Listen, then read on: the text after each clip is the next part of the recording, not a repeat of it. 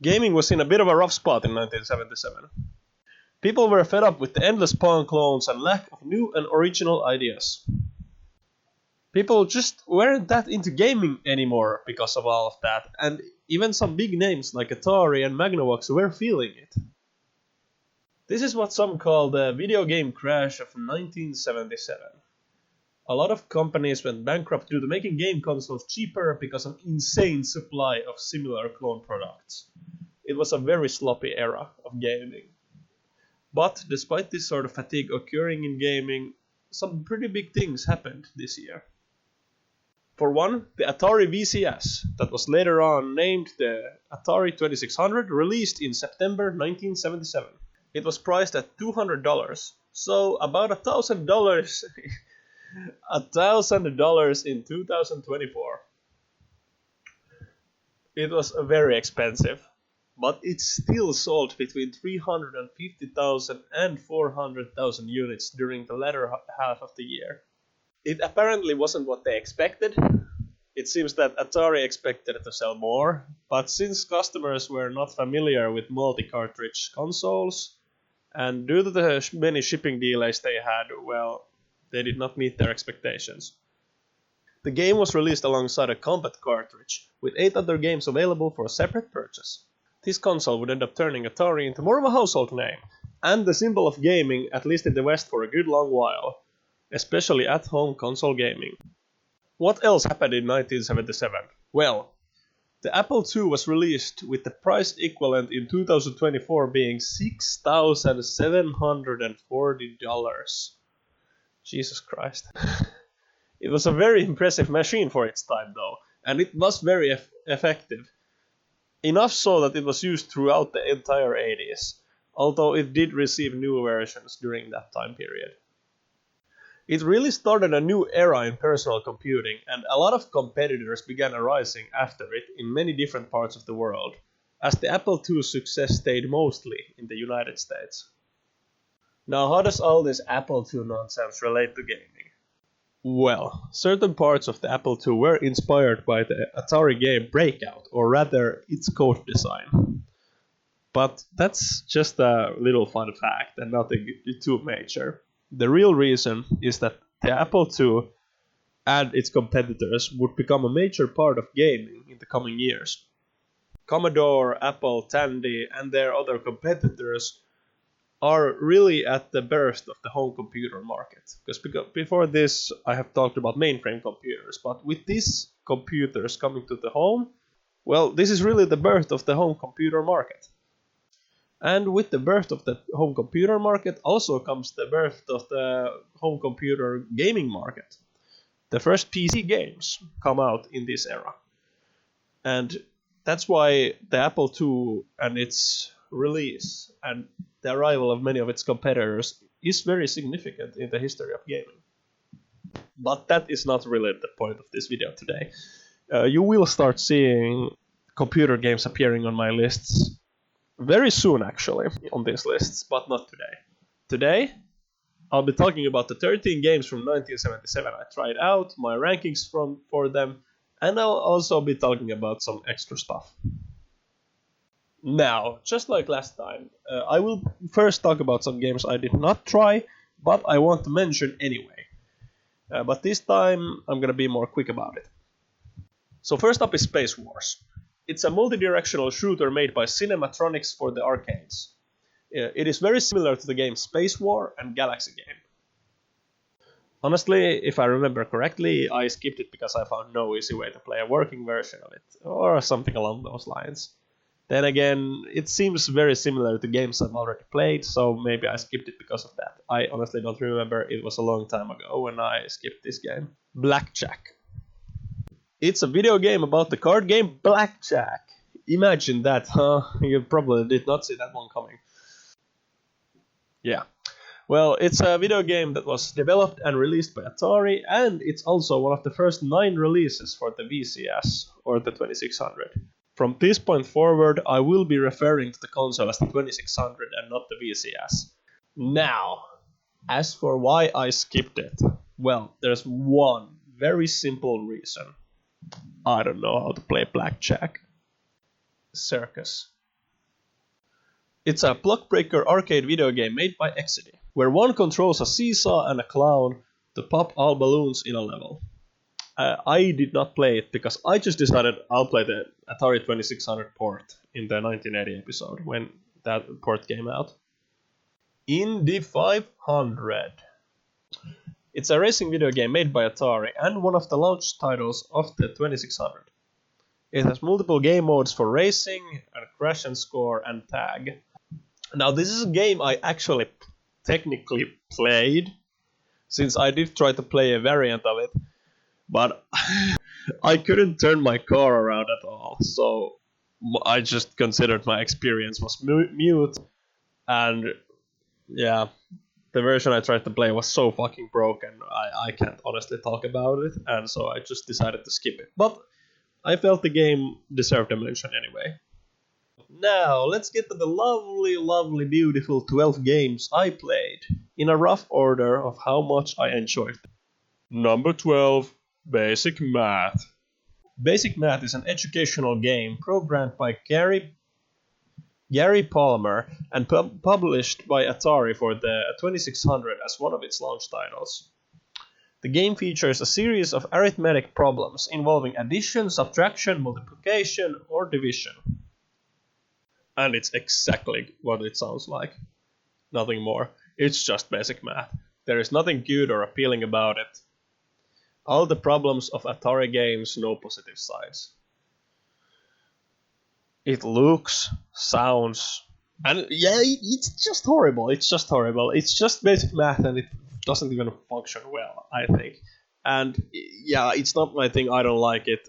I can see it having some purpose, you know, to justify buying this console for kids. But it cost like something like 90 euros when it came out, which just makes it even worse. This just goes to the F tier. Number 11, Video Kart 10. Video Kart 10, Maze, Cat and Mouse, is the 10th video game, or rather the 10th video kart, made for the Fairchild Channel F video game console. In the game, you and another player are mice, and you are being chased by a cat. Or, well, you're just different colored pixels, but you really have to let your imagination do the work for you, because in this time the graphics were what they were. There are single player and multiplayer options, and there are multiple modes for the map type and game mode. Till example, there is just straight up running in a maze, like the movie Maze Runner. Nothing like the movie Maze Runner. There is running in a maze, but the maze has hidden passages. You have a mode where the maze is invisible. And there is also a game mode where the maze is invisible, but the rats leave a trail behind them, so you can see where you are moving. Now, not just the level, you also have options to change the game mode. Because there is a game mode where you can race another player and see who can make it out of the maze first. There is also a game mode named Cat and Mouse, where a computer controls the cat and chases the mice in 4 different speeds you can choose. There is also a game mode where neither mouse can leave until the other is caught. And there is also a game mode where there is no cat and no escape, and you can just run around the maze and practice. Now my review for this game will be very short. Because, well, I found what I wrote about this game after I just had played it. And, well, it's funny and it sums up my feelings pretty well. Now let's read. I can already say that I hate this game. Annoying, unfair fucking maze where there isn't even a possibility of avoiding the fucking schizo pixel chasing you. Like Pac-Man at least gives you some hope, and I already don't like that game. What a stupid ass fucking game with arguably one of the most grating Atari sounds. Well, not Atari sounds. I'm fucking stupid. Fuck this game. Beautiful. Ah, so beautiful. Salutations to old me. Very based crash out. Is it perhaps an unfair review? Is it maybe that I just suck at the game? Is it maybe that I did not have a friend to play with? Perhaps. Perhaps. It's still an F tier game. Number 10, Video Kart 8. This is the 8th video game, or rather video card, released for the Fairchild Channel F console. The games on the cart are Mind Reader and Nim. For contemporary reviews, there was a video magazine that reviewed these games in 1978, giving Magic Numbers a 9 out of 10 and did not score Nim, because they gave up even after calling the developers because it was just too hard. But they thought Magic Numbers was exciting and tricky. Now, I can tell you that I did not think it was exciting and tricky. I think it was fucking shit. I'm going to come completely clean to you guys. I'm gonna be completely real with you. I used ChatGPT to win at NIM. I know. I used AI. I understand the basic concept now because of the AI, and well, I think the basic concept of the game just fucking sucks. It just basically, do you understand binary math stuff? Do you understand what the math stuff is going on? And if you do, the one who goes first wins. Like, yeah, that's so fun. Yeah. I'm not even gonna try to rank the other game. I have no fucking idea what those letters mean. Man, like, I think I vaguely know what it means. The age, I don't know. You know what? I don't know. Magic Numbers, they're fucking magic. Yeah, that's actually a good name. They're fucking magic to me. I don't know what the fuck was going on in that game. Oh yeah, the sounds suck as well. I did not like this game that much, but I still somehow appreciate it more than Video Kart 14. I guess that's just a matter of what you value and what you don't. The game functions somewhat well. Nah, I don't know. After. Number 9, Starship. Starship is a first-person space combat simulator for the Atari 2600 and one of the launching titles of the console. This game was designed by Bob Whitehead and published by Atari. It is Whitehead's first game for the system and based on the arcade game Starship 1. It already received middling reviews back in the day. And me using the word already, you can see where this is going. Now there are various game modes for this game. One of them is that you just shoot enemy space objects while avoiding asteroids. The other one is where you try to shoot at the ship that is controlled by a second player. And a third game mode is you have to try to get as fast as you can, as far as you can, before time runs out in space. And the fourth one is a bit different. It's kind of strange. It's basically, well, you have a lunar lander craft that is trying to land on a moon, and it's trying to avoid the player. Or something like that. Honestly, it's very one note even for an Atari game. The graphics were kind of annoying, like, Jesus Christ, epilepsy warning. It's kind of boring too, you know. But I'm using the word kind of a lot because I'm not sure. I don't think I have a huge problem with anything the game does. I just don't think I like it very much. I think I kind of dislike it. I like that it has a different. Well, I like that the game has a variety of different game modes. That's something. I found that the more I played it, the more forgiving of it I got. And well, if you just turn your brains completely off, it's okay. Maybe I'm kind of impressed by it. I don't know. I don't know what to think. This is my I don't know, maybe potential game. It's D tier. Number 8, Street Racer. Street Racer is a racing video game programmed by Larry Kaplan and released by Atari for the 2600 as one of its 9 launch titles. Sears published the game for their Telegames product line under the name Speedway 2. There are 27 game variations and 6 main modes. The game is made for 2 players. Now, the game looks shit. It's blocky and ugly even for an Atari game. You know how it is. I don't like it visually. It's very basic, but it's also very buggy, clunky, and janky. It sounds horrible, but it's not as horrible as some other games. The basic idea behind the gameplay is kind of carrying it, to be honest. Because, you know, I think the base concept of the game is kind of fun, and it's the execution that really kind of just sucks. I don't have anything particularly against it otherwise. It just feels like a browser game I would have played back in elementary school, but it's just broken. Hitboxes flickering, all that kind of stuff. Acceleration and the movement in general is just not smooth at all. And while I kind of, in a weird way, like it, I think there's actually too much holding it back. So we're gonna do a thing I did not expect to do this early in the series. And despite this being number 8 and not number 9, this actually goes into the E tier, not higher above. And we're gonna break the formula for a little bit. Number 7, Video Card 14. The 14th video card released for the Fairchild Channel F, Sonar Search. Sonar Search features the basic idea of battleship. You hear a sonor noise, and the closer it is, the shorter the distance is to target. So basically you have this grid, you try to shoot a grid, and if you miss, there's this pinging sound. And the closer the ping is, the closer the enemy ship is.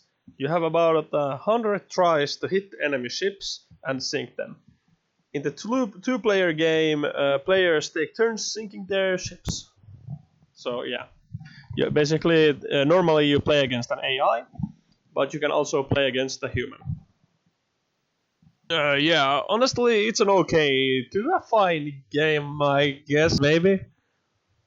I just pumped it down just because it fucking air raped me, and I did not like the sounds of the game at all. I mean, it's kind of like just Battleship, but not as exciting, as you can't put your own ships in your own formation, at least I don't think so. Nor does it have the same oomph or fun as Battleship. And Battleship already isn't the best game ever. But it's an okay enough concept with a jank visual presentation and horrible audio. It's not a super good game in my opinion, but it's not terrible either, so I'll smack it right into the D tier. Number 6, Video Card 13, Robot War and Torpedo Alley. Now here's a fun fact about Robot War, one of these two games. In the 1983 Video Games magazine, it was called one of the best Channel F games. Berserk without guns, so to say. So we're dealing with a rather high value product here, something people actually liked during this time period, which is interesting. Let's talk about the game. So in Robot War, the player is charged at by robots, and you have to trick the robots to go into these force fields, which are blue cubes on the screen, and when you have done that, you win. But every time the robots touch a player, the force fields disappear, and one of them disappears each time, and when they have all disappeared, the player loses. This game also has a 2-player mode where another player controls the robots instead of the AI. And the game also features 4 game speeds. Now, Torpedo Alley is the second game, and the player basically controls an artillery and shoots at invading alien ships. And once you reach 99 points, or the time limit expires, the game ends. And you can either play against time or play with another person. Now, let's just say that Torpedo Alley is kind of mid. It just feels slow and shitty. And yeah, the sounds suck too. I don't really like how it looks like either. I don't have a lot to say about it. Now, Robot War. Robot War is better. But it also looks like garbage, and my god, the sounds are fucking horrible. Jesus Christ, just the throws was so fucking loud too. I mean, yeah. I guess the gameplay can be kind of fun. It's kind of mindless and mid. But it does click just a little bit. And I like the tricking aspect. That's kind of different from the usual games of this time. And you can add challenge with different game speeds, but neither of these games are just super good. Even Torpedo Alley, which tries to be air-sea battle, it just isn't as good as that game. Oh yeah, D tier. Finally, we reached number 5, Combat. Now, Combat is a shooter video game developed and published by Atari as one of the launch titles of the console. You might be seeing a trend here. It came with many of the consoles actually bundled up. It's very similar to the Atari arcade game from 1974, Tank, which I've already talked about in the previous episode. I think. Now in the game, 2 players control tanks, biplanes, jets, and fire missiles at each other for 2 minutes and 16 seconds. You get points for hitting the opponent, and the one with more points wins when time runs out. There are variations on gameplay like invisible vehicles, missiles ricochet off of walls, and different battlefields. Now, the version I played was really such a buggy mess. But the premise is good, I guess. It, like many other games, had pretty innovative gameplay and was pretty influential considering the amount of tank games that there have been made afterwards. Even now, this original can almost be fun, but it just doesn't quite reach that level for me. And the bad stuff in the game just bother me too much. D tier. Number 4. Video Kart 4. Nice. The name of this video card is Spitfire. The game is a one-on-one aerial dogfight shooter game. The game can be played with 2 players or you can play against a computer, which was pretty unique for a home console as the console was the first one with a CPU. The Fairchild was the first console with a CPU, so seeing this at this time, it was very rare. In the contemporary times, the video game magazine rated it as a 6 out of 10. It was exciting, but hard to tell if the plane was flying upside down or not. I don't know if that even matters. Personally, I think Spitfire is an okay idea, but I just don't like the inverted controls on a 2D screen, even if it does make sense, if you would have a first-person view of the plane. I just also don't know why you can sometimes fire and sometimes you can't. Maybe that upside down stuff actually makes a difference, like if you're upside down you can't fire. I don't know, the game doesn't make this stuff clear, but plenty of games from this time don't, and most times you are expected to read the manual. And I'll just put a disclaimer here, funnily enough, I think it fits. Sometimes I really read the manual and I benefit from it, and sometimes I just don't read the manual. And I'm not consistent with it, I'm sorry. Now, I would still say that Spitfire is a better entry than the next game on the list. But the audio is so horrible! Why? I'm crying. I had 10% volume and it was still so loud. I just don't know how much. Yeah. I don't know how much of that is a problem playing on the computer or how much that is on the original console. It's arguably a D tier game. I can see someone I can see someone arguing for a higher tier too. I kind of liked it. I thought it was okay, so I'll just put it into the C tier. Number 3, Video Olympics. It's a sports video game programmed by Joe Decuir for the Atari 2600 as one of the console's 9 launch titles. It's a collection of games from Atari's Pong series, and a very similar game to it was released in arcades in 1978 as Tournament Table.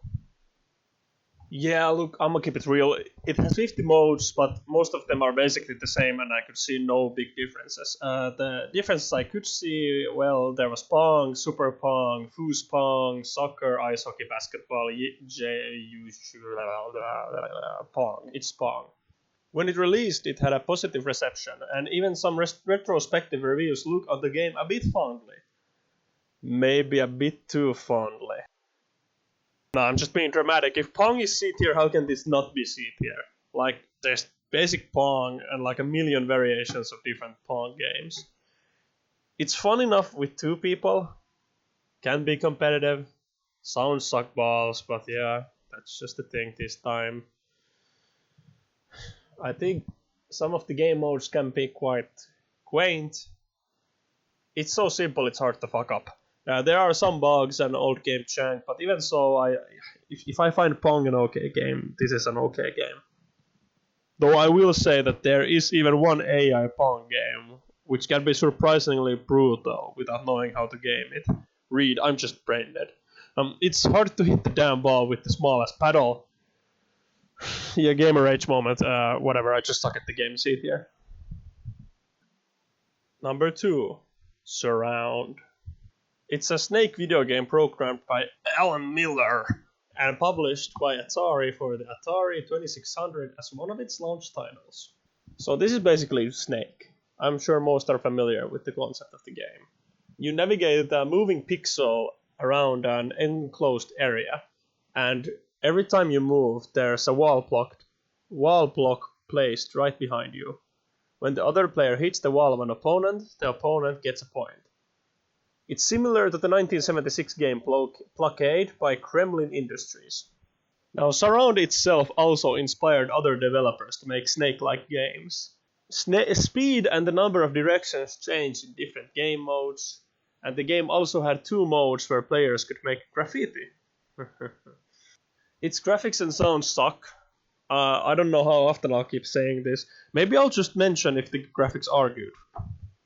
And the basis from this point forward can be that the graphics and sound suck. I think by this point that's a good expectation to have. But the core gameplay is rather responsive, surprisingly so for a 2600 game, especially an early 2600 game.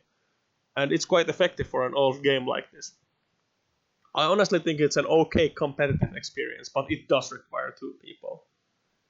There's not much I really love or hate about it, except for the horrible sound quality. I don't love it, I think it's fine. C tier. Number 1, Air-Sea Battle. It is a fixed shooter game, designed by Larry Kaplan, and developed and published by Atari for the Atari 2600 as one of its launch titles. It was the first game Larry Kaplan ever made for the company. So in the game, you control a gun to shoot down various targets to earn points in different areas. There are various game modes.